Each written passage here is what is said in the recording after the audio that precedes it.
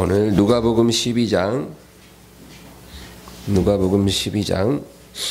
13절부터 21절 말까지입니다. 12장 13절부터 21절까지 다 같이 합독하겠습니다. 무리 중에 한 사람이 이르되 선생님, 내 영을 명하여 유산을 나와 나누게 하소서 하니, 이르시되 이 사람아, 누가 나를 너희의 재판장이나 물건 나누는 자로 세웠느냐 하시고, 그들에게 이르시되 삼가 모든 탐심을 물리치라. 사람의 생명이 그 소유에 넉넉한 데 있지 아니하니라 하시고, 또 비유로 그들에게 말하여 이르시되 한 부자가 그 밭에 소출이 풍성하매 심중에 생각하여 이르되 내가 곡식 쌓아둘 곳이 없으니 어찌할까 하고, 또 이르되 내가 이렇게 하리라. 내 곡간을 헐고 더 크게 짓고 내 모든 곡식과 물건을 거기 쌓아두리라. 또 내가 내 영혼에게 이르되 영혼아, 여러 해 쓸 물건을 많이 쌓아두었으니 평안히 쉬고 먹고 마시고 즐거워하자 하리라 하되, 하나님은 이르시되 어리석은 자여, 내 영혼을 도로 찾으리니 그러면 내 준비한 것이 누구의 것이 되겠느냐 하셨으니, 자기를 위하여 재물을 쌓아두고 하나님께 대하여 부요하지 못한 자가 이와 같으니라. 아멘. 예수님 당시에 많은 사람들이 예수님 앞에 나왔습니다. 예수님께 나와서 많은 것을 원했죠. 예수님 당시에 예수님을 찾아온 사람들이나 또 지금 이 시대에 예수님 앞에 나와서 기도하는 사람이나 사실 다를 게 없어요. 눈앞에 예수님이 계신 거하고 또 예수님의 영으로 우리 가운데 운행하는 거하고 차이지 사실은 같은 거예요. 그런데 예수님 당시에 많은 사람들이 예수님을 찾아왔는데 예수님은 그 사람들을 거절하지 않았어요. 그래서 어떤 사람이 예수님을 식사 초대합니다. 때로는 나사로 같이 가난한 집에서 예수님을 식사를 대접해서도 가시고, 또 세리의 집에 초대하면 또 세리 집에 가서 식사하시고, 또 바리새인 시몬처럼 부유한 집에서 또 초대했을 때도 예수님은 마다하지 않고 가시고, 어느 집이든지 식사 초대에 늘 응하셨어요. 그리고 사람들이 예수님 앞에 질문을 합니다. 그럼 다 대답해 줘요. 정말 몰라서 질문하는 것도 대답해 주시고, 또 예수님을 책잡으려고 함정을 파기 위해 질문하는 것조차도 다 아시지만 그래도 대답하시고, 예수님 거절하시는 법이 없어요. 또 많은 사람들이 병고침을 받기 위해 예수님 앞에 나왔어요. 아들이 귀신 들린 아버지가 그 아들 데리고 왔을 때 고쳐주시고, 또 스로보니게 여인은 자기 딸이 귀신 들렸다고 주님 앞에 나왔는데 그 고쳐주시고, 문둥병, 중풍병, 귀먹고 말 못하고 보지 못하는 그런 장애인들까지 예수님 다 안수하시고 고쳐주시고, 또 하루는 들판에 사람들이 몇만 명이 모여 있는데 먹을 게 떨어졌어요. 그러니까 예수님 그 사람들을 다 배불리 먹이십니다. 여러분, 오병이어의 기적 그거 보면 누가 와서 주여 먹을 게 없는데 어떻게 좀 해결해 주세요, 그렇게 부탁한 사람이 없었어요. 근데 예수님이 딱 보니까 사람은 많은데 먹을 건 없고 다 지금 배고파 있는 상태. 그리고 먹을 거 구하려면 저 먼 마을까지 가야 되는데 가는 도중에 다 쓰러질 판. 그리고 이제 날도 저물어. 지금 누가 와서 예수님에게 이 상황을 해결해 달라고 하는 사람도 없는데 예수님이 친히 모든 걸 아시고 오병이어의 기적을 행하시고 그 사람을 먹여주신 거예요. 여러분 그런 거 보세요. 배고플까 봐 걱정하지 마세요. 우리 엠마오 개척교회도 이렇게 배부른데 뭘 걱정하세요. 네. 지금 살쪄서 문제예요. 살쪄서. 지금 어디 제가 갈 수가 없어. 개척교회 목사면 좀 이렇게 슬림해갖고 좀 고생한 티가 나야 뭐 이렇게 사람들이 좀 동정도 해주고 이럴 텐데 이게 뭐 배가 나와갖고 뭐 어디 창피해서 갈 수가 없어요. 내가. 아니 개척교회도 이렇게 배부른데 제가 이제까지 개척해서 1년 넘었지만 주여 먹을 거 주세요. 단 한 번도 기도한 적이 없어요. 주여 뭐 헌금이 부족해 이런 기도 한 번 해본 적이 없어요. 에? 그러니까 여러분 보세요. 주님은 그 들판에 수만 명 그 배고픈 거 누가 와서 말하기도 전에 이미 먼저 아시고 오병이어의 기적을 스스로 행하신 거예요. 누가 부탁해서 행하신 게 아니에요. 제자들 빌립과 안드레에게 먼저 물어보시죠. 내가 이제 이 상황을 어떻게 하면 좋겠니? 이거는 두 제자를 한번 시험해 보신 거고 이미 주님은 그 상황을 해결하기로 결심하신 거예요. 그래서 우리가 이 생계 때문에 염려하는 건 그거는요 주님을 모욕하는 거예요. 우리가 입술로 주여 주여 하잖아요. 그래놓고 생계를 걱정한다는 것은 우리가 주여라고 부르는 그분을 모욕하는 행위예요. 걱정하지 마세요. 네. 주님 그거 다 해결해 주셨어요. 그리고 가나의 혼인잔치 보세요. 사실 혼인집에 포도주 떨어지는 거는 그건 주님이 개입할 문제는 아닌 거예요. 생계에 관련된 것도 아니고 그렇죠? 그런데 문제는 그 혼인집 주인은 다급한 상황인 거예요. 잔치 자리에 포도주가 모자라요. 왜? 사람들이 예상보다 많이 왔거든. 그래서 포도주가 떨어졌어요. 이제 막 잔치 막 무르익어 가는데 가장 중요한 포도주가 떨어졌어요. 이런 주인의 다급함을 주님께서 거절할 수가 없는 거예요. 외면할 수가 없는 거예요.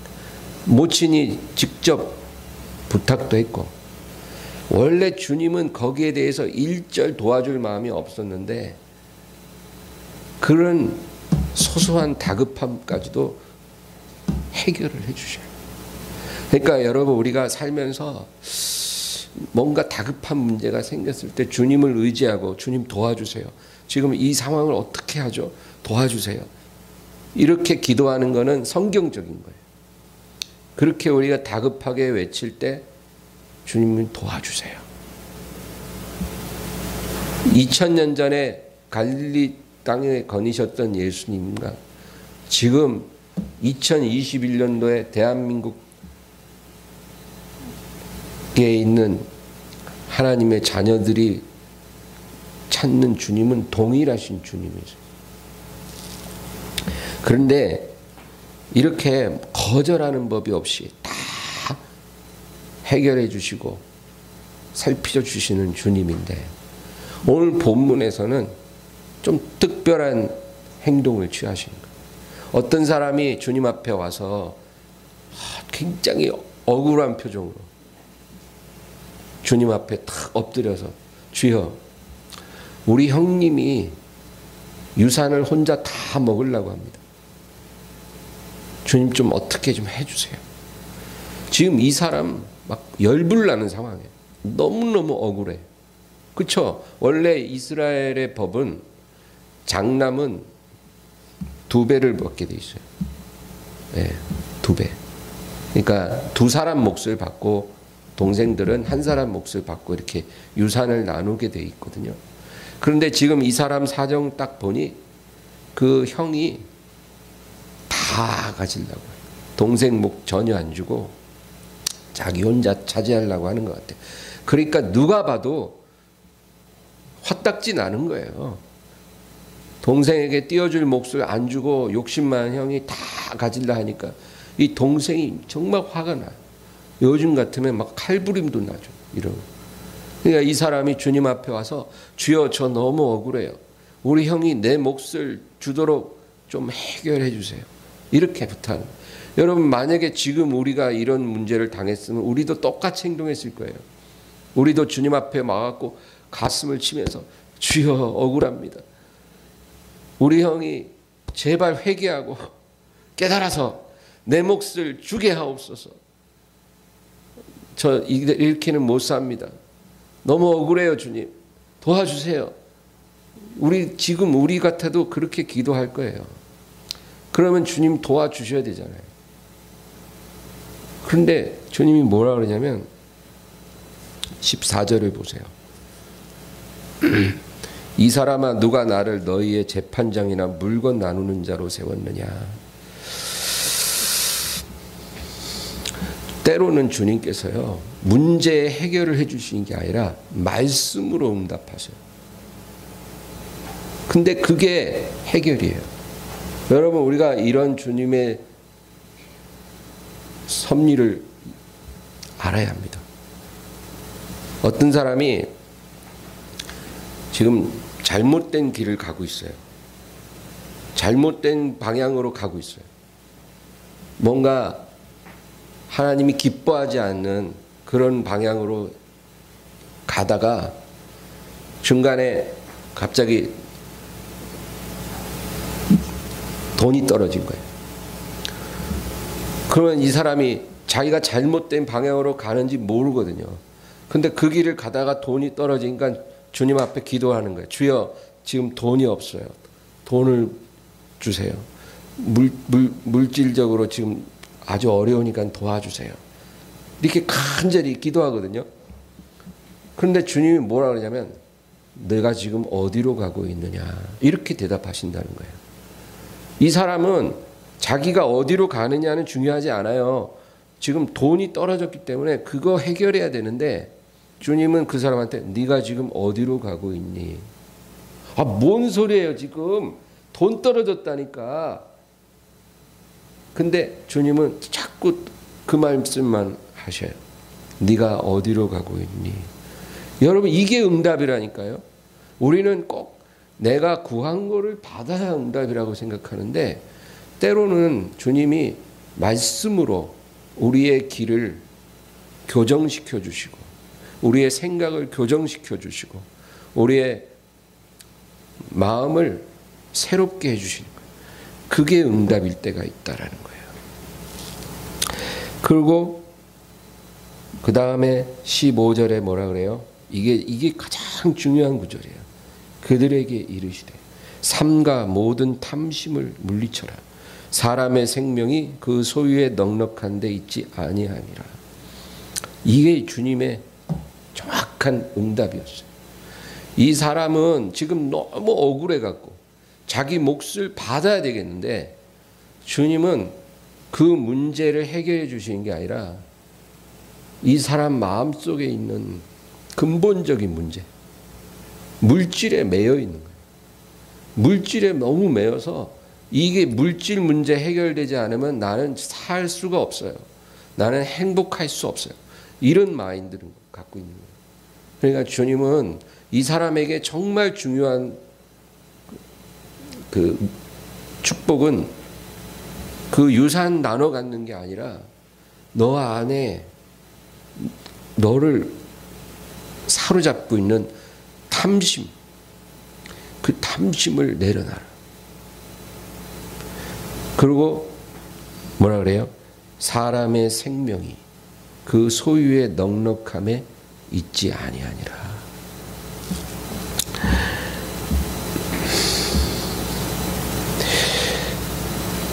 여러분, 이 사람의 생명이라는 말 뭘까요?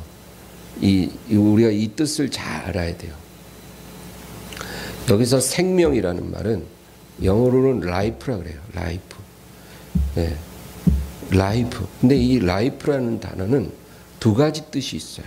첫째는 생명, 목숨을 의미하기도 하고, 그 다음에 두 번째는 삶을 말해요. 네. 삶의 행복. 이걸 의미하는 거예요. 그러니까 이 life라는 단어 하나에 두 가지 의미가 있는 거예요. 사람의 생명이라는 뜻도 있고 삶이라는 뜻도 있는 거예요. 근데 예수님이 여기서 생명이라고 말할 때는 이 뜻 안에 삶이라는 뜻이 들어있어요. 그러니까 우리 한글로 번역된 책에는 생명이라고 되어 있지만 영어에는 life라고 되어 있고 원어도 그런 의미가 있어요. 그래서 사람의 삶이 그 소유의 넉넉함에 있지 않다. 그 얘기예요. 그러니까 사람이 이 세상 삶을 사는데 그 삶의 행복이라는 것이 소유의 넉넉함에 달려있는 것이 아니야. 주님이 그 얘기를 해주는 거예요. 이게 너무나 중요하다는 거예요. 그래서 너의 마음을 차지하고 있는 탐심을 내려놓아라.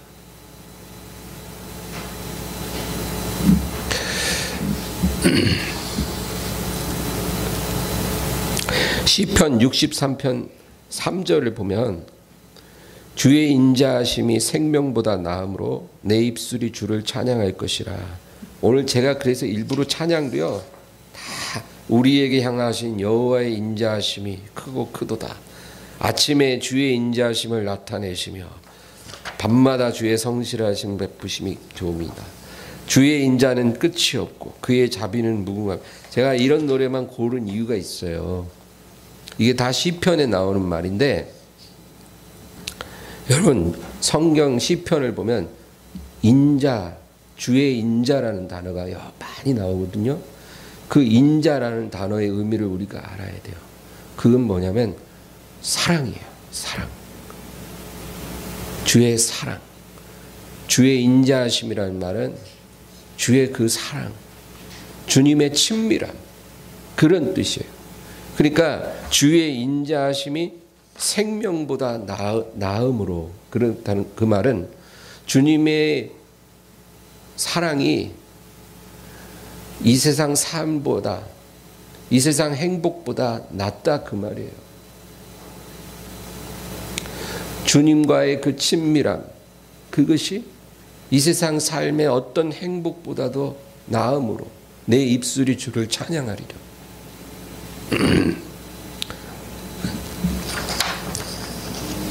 영어 성경을 보면 Your love is better than life라 그래요. 당신의 사랑이 생명보다 낫습니다. 당신의 사랑이 삶의 행복보다 낫습니다. 그 고백이에요. 주님의 사랑이, 주님의 인자하심이 이 세상 행복보다 낫습니다. 이 고백을 시편에서 자주 한다는 거예요. 여러분, 이 고백이 우리 고백이 돼야 돼요. 그 우리 고백이 될 때까지 주님이 기다리고 계세요. 그래서 우리가 이 세상 삶에 완전히 매몰되고 물질의 탐심에 눌려지 않도록 하나님이 우리를 이끌어주고 있는 거예요. 우리 입술에서 이 고백 나올 때까지 주님의 인자하심이, 주님의 사랑이 이 세상 삶보다 낫습니다. 더 좋습니다.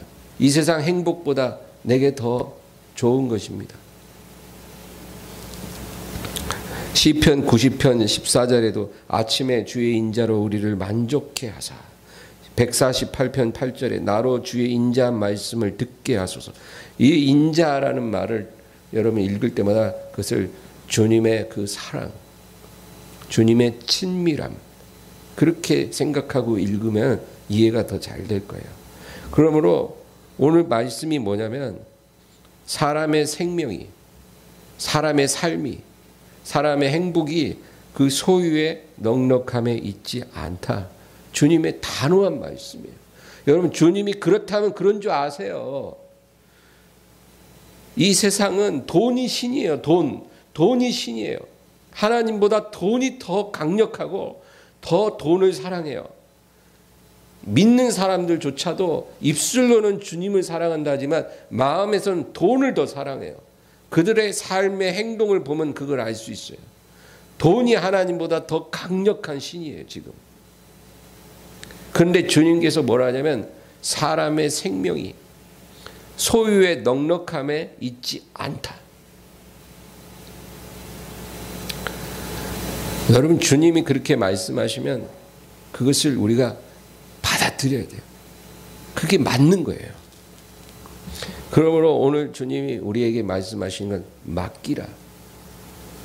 우리의 삶의 모든 부분을 그냥 주님께 맡기세요. 다 맡기고 그리고 고백하세요. 저의 행복을, 저의 삶을 소유의 넉넉함이 아니라 주님의 얼굴에서 발견하게 하옵소서. 이 고백을 해야 돼요. 주님의 얼굴에서 우리의 행복을 발견해야 돼요. 주님의 눈에서 우리의 행복을 발견해야 돼요. 그 사람이 하나님의 사람이에요. 우리가 이렇게 어려운 시간을 겪고 있는 것도 하나님이 지금 우리를 이렇게 옥석을 구분하고 있는 거예요. 이런 시험을 겪어야 우리가 어떤 사람인가가 딱 나오거든요. 우리의 행복을 소유의 넉넉함에서 찾으려고 하는지 아니면 우리의 행복을 주님의 눈에서 찾으려고 하는지 어떤 사람인가를 시험을 겪으면 딱 나오는 거예요. 지금 하나님이 그거 보고 계신 거예요. 여러분 승리하기 바랍니다. 아까 오병이어 얘기했잖아요. 구하지 않아도 필요는 다 채워주시니까 염려하지 마시고 소유의 넉넉함으로 행복하려고 하지 말고 주님 눈에서 행복을 찾으세요. 주님의 사랑에서 행복을 찾으세요. 우리가 그거 발견하면 우린 승리자예요. 창세기 6장 8절에 노아 이야기가 나와요. 6장 8절에 그러나 노아는 여호와께 은혜를 입었더라. 근데 사실은 이 원래 이 구절은 어떻게 되어 있냐면 노아는 주님의 눈에서 사랑을 보았더라. 그렇게 되어 있어요. 노아는 그 패역한 세대 속에서 그 노아라는 사람은 주의 눈에서 사랑을 보았더라. 주의 눈에서 인자를 보았더라. 그렇게 되어 있어요. 그러니까 노아라는 사람이 어떤 사람이냐면 소유의 넉넉함으로 만족하고 사는 사람이 아니었던 거예요. 항상 그가 아침에 탁 눈을 뜨면 주의 인자하심이 생명보다 낫습니다. 그렇게 고백하는 사람이었어요. 아침에 나로 주의 인자하심을 보게 하옵소서. 그렇게 고백했던 사람이에요. 매일 아침. 그러니까 주님의 눈에서 사랑을 발견한 사람이에요. 주의 눈에서 인자함을 본 사람이에요. 그러니까 하나님이 노아를 사랑하시고 그를 선택하셨다. 그 얘기입니다. 그렇게 말씀하시고 그 다음에 한 이야기가 나와요. 오늘 본문에 뭐예요? 한 부자 이야기죠. 이 부자가 어떤 사람이냐면 노아랑 굉장히 대비되는 사람이에요. 노아는 소유의 넉넉함으로 만족한 사람이 아니라 주님의 눈에서 사랑을 발견함으로 만족하는 사람이었다 그랬잖아요. 근데 이 부자는 반대예요. 이 곡식을 쌓아둘 곳이 없어. 너무 소출이 많아서 그 소출을 저장할 창고가 비좁아. 그러니까 요즘 말로 얘기하면 막 사업이 너무 잘 되는 거야. 그냥 가만 놔둬도 막 돈을 벌어. 그냥 아니면은 큰 빌딩을 갖고 있어서 거기서 막 한 달에 몇 천만 원이 막 나오니까 그냥 앉아서 그냥 막 부자가 되는데 점점 쌓이는 돈을 어떻게 굴릴 줄을 모르는 거예요. 너무 많아서. 듣기만 해도 행복하신가요? 그 행복한 사람이 성경에 나오네. 근데 이런 부자가 이제 너무 마음에 흐뭇한 거예요. 그래서 19절에 보면 내가 내 영혼에게 이르되 영혼아 여러 해 쓸 물건을 많이 쌓아두었으니 평안히 쉬고 먹고 마시고 즐거워하자 하리라. 내 영혼이여 이제 쉬거라. 즐겨라. 행복을 만끽해라. 네가 평생 펑펑 쓰고도 못 쓸 만큼 네가 재산이 모았으니 이제 너는 행복을 만끽하거라. 이제 자기 영혼에게 그렇게 말을 한다는 거예요. 예. 우리도 한번 그래봤으면 딱 좋겠다 싶은 생각 안 들어요? 근데 이제 주님이 뭐라 그래요? 20절, 21절 우리 다 같이 한번 20절, 21절만 읽어볼까요? 하나님은 이르시되 어리석은 자야 오늘 밤에 내 영혼을 도로 찾으리니 그러면 내 준비한 것이 누구의 것이 되겠느냐 하셨으니 자기를 위하여 재물을 쌓아두고 하나님께 대하여 부여하지 못한 자가 이와 같으니라. 삶의 행복을 소유의 넉넉함에서 찾으려고 하는 사람이 이렇게 비참한 종말을 맞이한다는 것을 주님이 말씀하시는 거예요. 헛된 일에 온 삶을 다 드렸는데 이제 모든 걸 성취하고 그걸 이제 누려볼까 하는데 이제 뭐예요? 하나님이 가자는 거예요. 끝난 거예요. 어리석은 인생이다 그 얘기예요. 여러분 우리가 어떤 사람이 될 건가?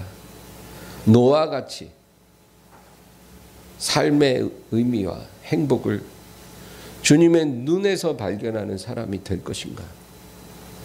아니면 이 어리석은 부자같이 쌓을 곳이 없도록 재물을 쌓아놓고 그리고 그걸 막상 즐기지도 못한 채 자신의 삶을 끝내야 되는 그런 사람이 될 것인가? 우리의 선택에 달려있다는 거예요. 이 세상 사람들 수많은 사람들이 다 이 어리석은 길로 간다는 거예요. 심지어 하나님 자녀들조차도 이 대세에 이끌려서 끌려가요. 크고 넓은 문이라 그랬잖아요. 그리로 들어가는 사람이 너무 많은 거예요. 그러니까 다 그리로 가니까 나도 그리로 가야 되는 줄 알고. 근데 그거는 어떤 길이에요? 멸망의 길. 그런데 반대로 좁고 협착한 길이 있다는 거예요. 너무 길이 좁으니까 가는 사람이 적어. 그 길이 잘 보이지도 않아. 그런데 그 길은 생명으로 가는 길이에요. 여러분, 노아 시대에 그 패역한 시대에 단 한 사람 노아를 하나님이 보셨어요. 왜 노아를 하나님이 선택하셨겠어요? 행복을 소유에서 찾지 않고 하나님의 눈에서 찾은 사람이었어요. 그러니까 그 사람 노아를 하나님이 사랑하시고 선택하시고 그와 그 가족까지 해서 구원하신 거예요. 단 한 가정이 구원받았어요. 그 시대에. 이제 주님 다시 오실 때는 한 가정이 아니라 수천 가정이겠지만 이 80억이나 되는 어마어마한 인류 가운데 주님 오실 때 주님 눈에서 사랑을 발견하는 사람은 극소수에 불과할 거다는 거예요. 여러분 그런 사람이 되기를 주의 이름으로 축원합니다. 하나님이 노아에게 방주를 지어라 했잖아요. 방주를 지어라. 그 방주는 믿음을 의미해요. 믿음이 방주예요. 여러분 노아가 방주 그거 지을 때 얼마나 사람들이 그거를 조롱했겠어요. 한번 생각해 보세요. 그게 쉬운 일이 아니에요. 생업 다 제쳐놓고 그렇죠? 하면서 한 게 아니에요. 그냥 일 다 하고 부업으로 한 게 아니에요.